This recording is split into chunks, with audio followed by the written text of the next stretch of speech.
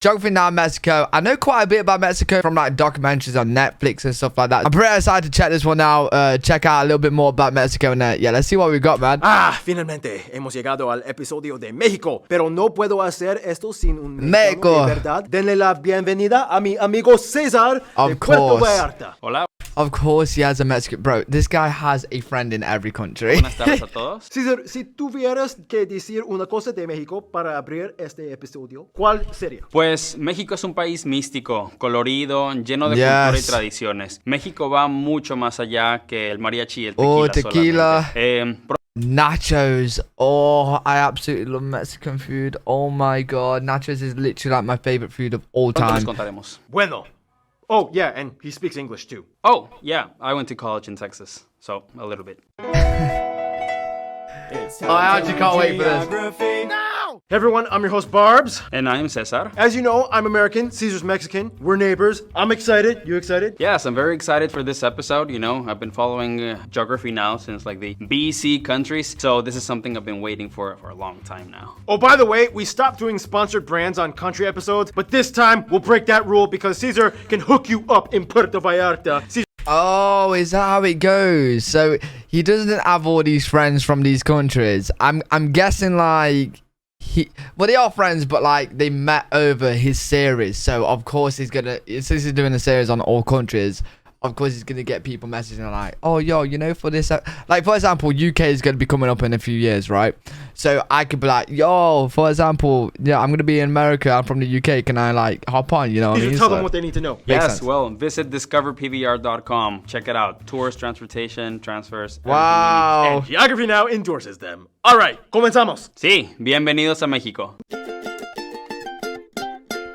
Named That after zipline the would be so Mexica good. people from ancient Aztec times, Mexico is a powerhouse on the world stage. And it's hard to imagine how the entire Latin world, let alone the Western Hemisphere, Oh wait, Geography Now, before we go, let's move myself down here. Boom. would operate without it. First of all, Mexico is located on the southern part of the North American continent, straddling the Pacific Ocean, Gulf of California, and the Gulf of Mexico, bordered by the US to the north and Guatemala and Belize to the southeast. The country is divided into 32 federal entities, 31 states, one of which is called Mexico, and the capital city of Mexico City. Oh, and Wait, Mexico what are the states called? City is technically sinking about 10 to 20 centimeters a year because it Oh, was built shit. on a lake.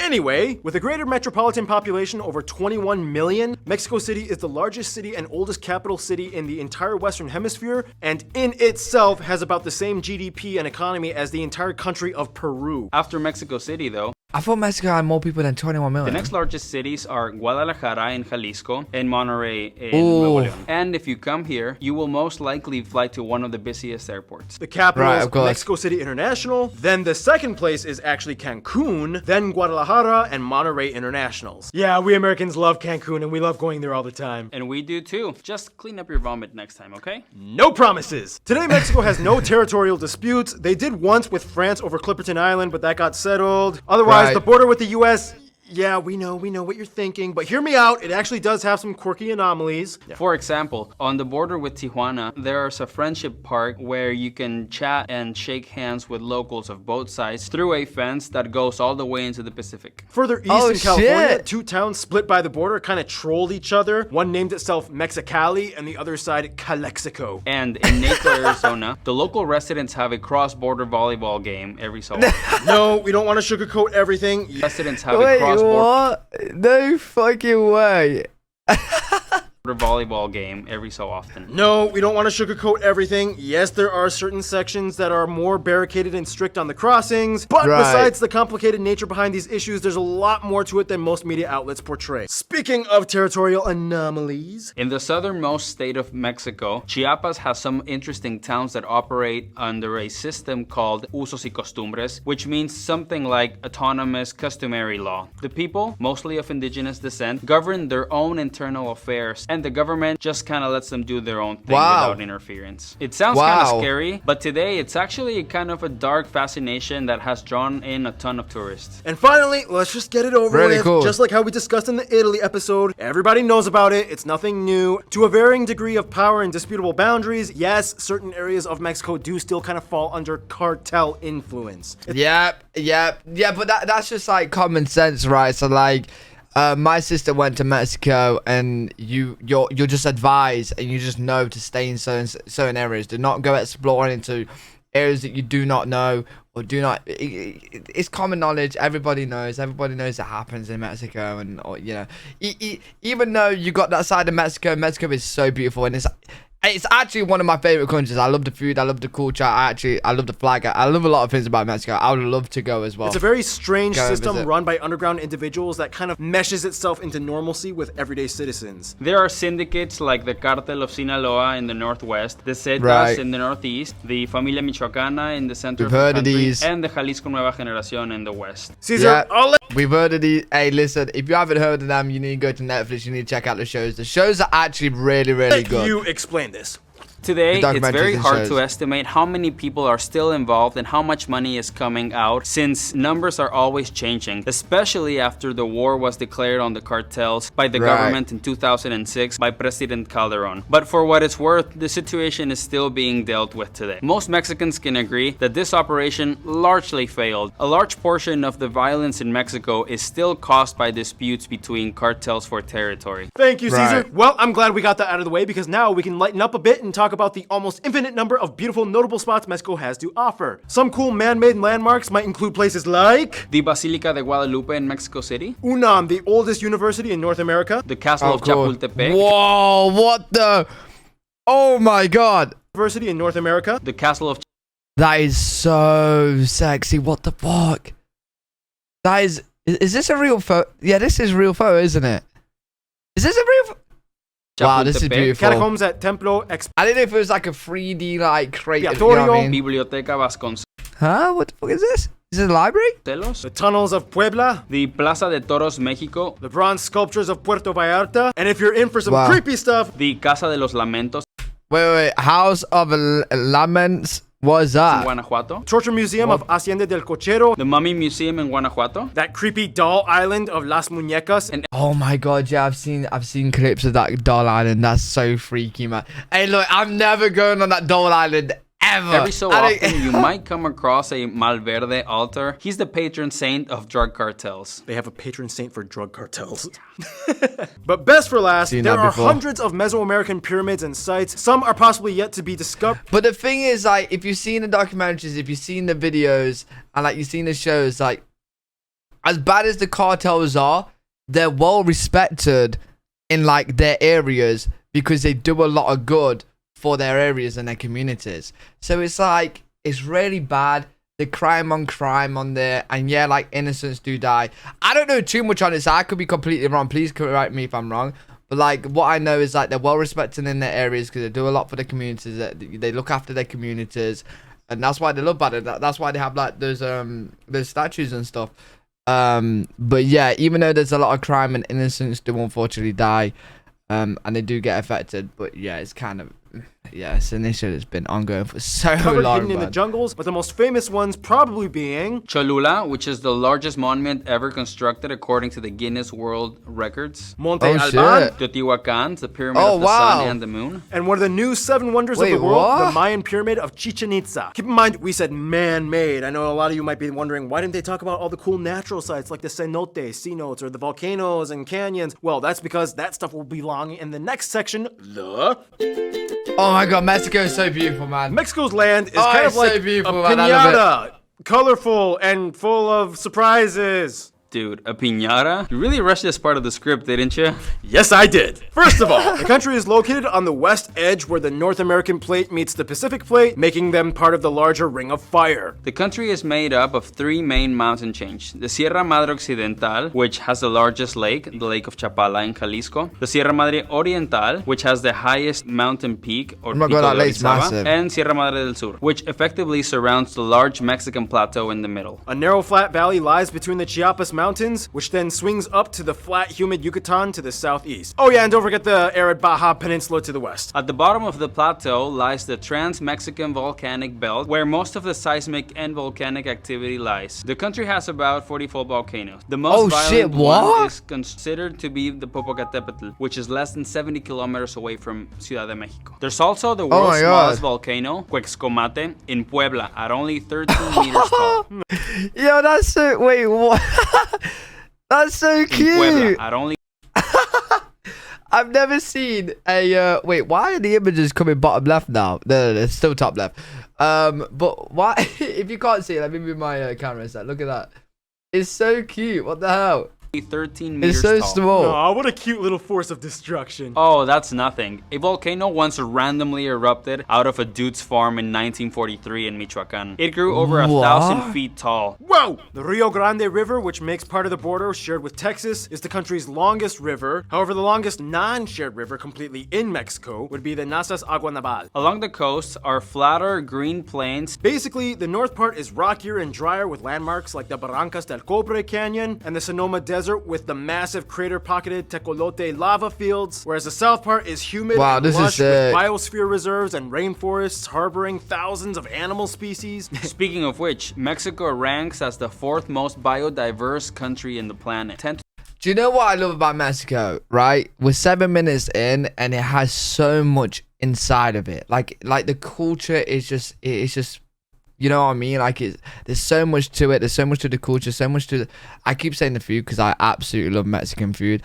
But like it's just, there's so 12% much going of the on. world's biodiversity. Oh, and bugs! There's a monarch butterfly sanctuary at Pátzcuaro. And the firefly forest in Tlaxcala, as well as the What? national animal, the golden eagle, and the most iconic dog breed, the Chihuahua, the smallest dog in the world, and the nearly hairless Choloscuincle, or Cholo dog. Remember we saw those dogs when I visited you, Caesar, and then yeah, that was like my second favorite part of the whole trip. And what was your first favorite part? The part where you introduced Esclava to me, and then remember I got a little tipsy, and then we played poker, and then I won, and then I almost fell down.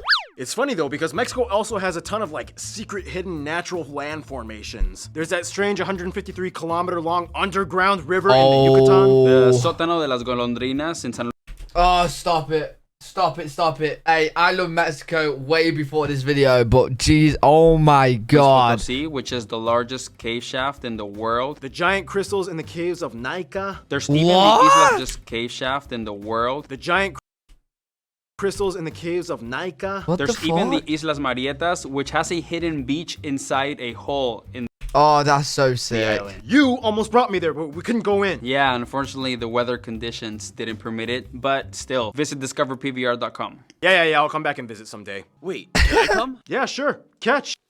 What are these, goggles? Yeah, you can swim there from Long Beach. Resource-wise, Mexico is the world's largest producer of avocados, silver, They introduced tons of new foods that would make their way across the globe, namely the big four: corn, chiles, chocolate, and tomatoes. We would Live not chiles have of pizza corn. if it wasn't for Mexico. Let that sink in. Oh, and dear Wait, Mexico, how? thank Why? you for inventing tajin and chamoy. My life was empty before this discovery. Food-wise, there's too much to cover, Oh. but generally speaking, there Nachos. are 7 regions of Nachos. pizza. In the Yucatan Peninsula, they love the anato seeds. They have Mayan dishes like bokchuk. In the south, the tlayudas are very popular, and the Oh. chapulines. Remember, Ken, we tried those and they were good, right? I'm sorry, what? You're fired. You know what? That's the only thing I can never eat. I can never eat bugs. I can Anyway, never eat bugs. In the Baja California, there are plenty of fish dishes and other seafood. The Bajío is very popular for their guacamayas. Oh. In the north, they Oh, I love guacamole as well. I love guacamole. That's not guacamole, but love just- cabrito is very popular in Monterrey, and they also have a big Tex-Mex influence. In the Oh. west, we eat pozole, I'm so birria, hungry. and we also invented tequila. In the center of Mexico, there's My a lot girlfriend of loves tortas, tequila. mole, and chile poblano. Economy-wise, Mexico is the 15th largest in the world in nominal terms, and 11th by purchasing I'm so power. jealous. And they are busy. The World Trade Organization and OECD has ranked Mexico as the hardest working country in the world. On Oh, average, wow. they work over 43 hours a week. That's it? Dude, that actually seems pretty low, to be honest. And exports of Wait. 43 hours a week. Yeah, but it's average. It's average, right? But 43 hours a week? I don't see that. I swear that isn't that much. To be the number one in the world as the well. country include things like automobiles, electronics. They are the largest flat screen television exporter in the world as of 2017. We covered a lot. Okay, I think that's most of it. Landscape, animals, resources, food, economy. Okay, yeah. Should we talk about Mexican people now? Yeah, why not? Next section, go. I want Mexican food so bad, so bad, it's so kind of bad. complicated because there's 3 different kinds of titles for Mexican. First of all, you have the Mexicano, which means it's a person from Mexico. The Mexiquense is a person from the state of Mexico. And the Mexiqueño, or as we call them, Chilangos, is a person from the capital, Mexico City. So yeah, Right. take note on that. First of all, the country is made up of about 124 million people and is Where did we get the 21 million population? Is that lives in Mexico?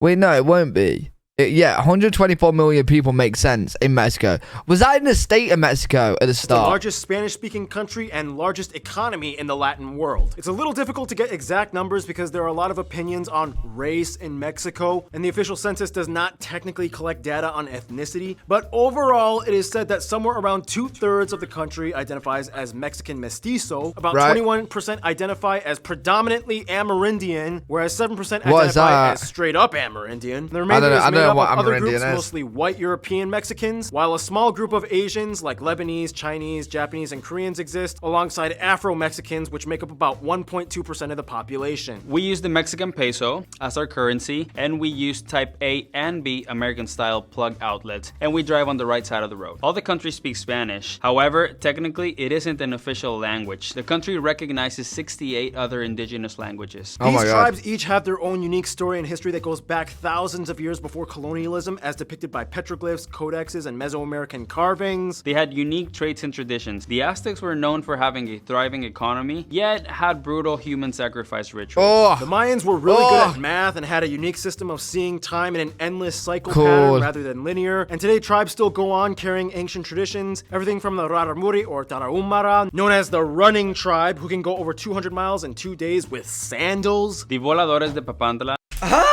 Yo, who's running that far? Yeah, no, it can't be out. Can't be out. Yeah. Upside down hanging, spinning musicians of various central tribes like the Otomis. There's even indigenous festivals held every year in Oaxaca called Guelaguetza. At around 82%, the majority of the country identifies as belonging to the Catholic faith, and Catholicism plays a huge and slightly interesting fusion role in Mexican society. Catholicism in Mexico is unique because it has kind of its own story. Every Mexican knows about the Nuestra Señora de Guadalupe church. It all started by a vision of the Virgin Mary from this guy. Today, native tradition and Catholicism kind of go hand in hand in Mexico. The biggest example probably being the Day of the Dead or the Dia de los Muertos. No other Catholic community does this besides Mexicans. Many scholars claim to trace the ofrenda and dead ancestor honoring tradition to the Aztec festival dedicated to the goddess of the underworld, Mictecacihuatl, and stuff like that. I've seen something about that before. Water and crosses, but there's always like a touch of that, like, you know, pre-colonial Mexican magic added in there, right, Caesar? It is. It's exactly right. Sport-wise, soccer or football is, of course, widely popular. However, not in every region, and many sports are uniquely iconic to Mexico, such as the charreria, which is a kind of like a rodeo, and of course, we have the lucha libre. In fact, Mexico has 150 pre-Hispanic games, some still played today, each with the risk of dying from, such as a pelota purepecha, which is like a fire hockey played at night, or Poctapoc, the 4-kilogram heavy rubber ball thing that you have to hit with your hips and, put it through a stone hoop. Can you imagine hitting anything on your body with a 4-kilogram solid rubber ball? It's like, whoa, I can't believe you guys do that. Mexican history extends millennia prior to any colony, and it would take forever to cover it all, but in the quickest way we can condense it, Olmecas. Teotihuacan, Toltecas, and Mexicas. Oh, the that's Mayans so cool. In the Yucatan Peninsula. The Spanish arrive, you can kind of guess where that went. Colonization, having the Spanish in Mexico for 300 years. The people all start mixing, mestizos are born. Independence in 1810 led by this guy. Empire led by this Austrian prince guy, he gets killed. French tried to invade, yeah, that didn't work out. Benito Juarez, good president. Porfirio Diaz,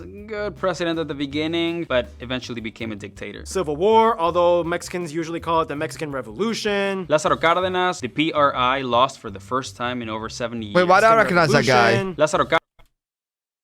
recognize that. I recognize his Cárdenas, face. the PRI lost for the first time in over 70 years. Then Mexico's first left-wing president was elected in, and despite geopolitical turmoil, the economy actually still stays relatively steady and doesn't spike or dip, so that's good. And here we are today. That is Some notable good. people of Mexico or of Mexican descent may include historical figures like Moctezuma and Cuauhtémoc and Sor Juana Inés de la Cruz, José María Morelos, Josefa Oriste Domínguez, Emiliano Zapata, Pancho Villa, athletes like Oscar de la Hoya, Rafa Márquez and Hugo Sánchez, soccer players, singers like Antonio Aguilar, Jorge Negrete, Pedro Infante, Vicente Fernandez, Luis Miguel, Juan Gabriel. Oh, and if you ask any like American Mexican, they all love Selena, actors like Dolores del Rio. María Félix, Roberto Gómez Bolaños, And even though she's not Mexican, Lupita Nyong'o was born in Mexico, and you guys love her, right? we do. Yeah.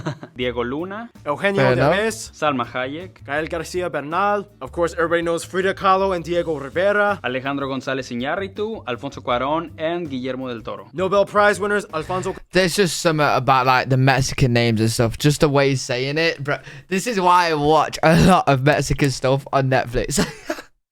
It's just I really like. I actually want to learn like Spanish to be able to like fucking. My accent would not be anything like that though. It really would. Robles, It'd be Octavio awful. Paz. And Mario Molina, Some other notable people may include Carlos Canseco, and Carlos Simhelu, whose entire net worth was about 7% of Mexico's GDP at one point. Yeah, he had a Oh, lot of business in shit. other countries in Latin America and the world. And speaking of relations with other countries,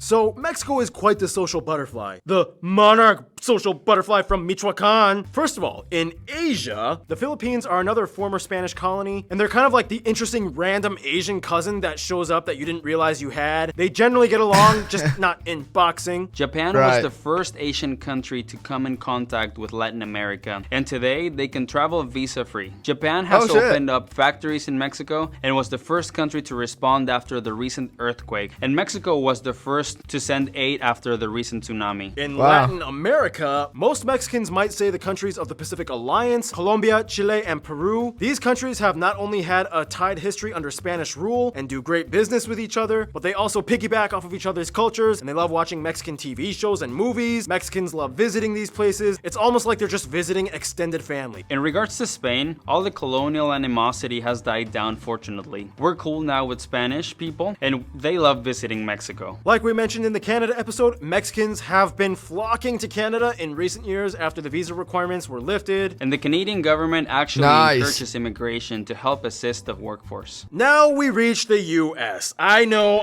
Yeah, I can't lie. I was seeing all of these countries, and I was like, "What is the relation?" Because I actually don't really know. Like, what's the relation with Mexico and United You've heard States? the headlines. It seems kind of complicated, but if we look at the overall scope of diplomacy, despite any political hindrances, the US and Mexico always seem to have an unbreakable bond that still survives. The US has somewhere around 11 million Mexicans living in it today, which makes up the largest migrant group out of all immigrants. About Right. 80% of Mexico's exports go to the US, and the US makes up about half of Mexico's imports. They Oh, cooperate sick. very closely in international affairs, usually backing up similar Western values that the US stands by. And overall, no matter how crazy things get, they can't help Yeah. but be there for each other in the end. In Oh, cool. conclusion, Cool. Caesar, what do you think you would say about Mexico? Well, it's almost as if the people of Mexico kind of laugh at the face of destruction. We have volcanoes, earthquakes, drama, but we colorfully play and dance with death. It doesn't bother us. If anything, ironically, it fuels us with even more life. Very well said. Stay tuned. Micronesia, the Federated That States of- couldn't have been said any better, man. And the food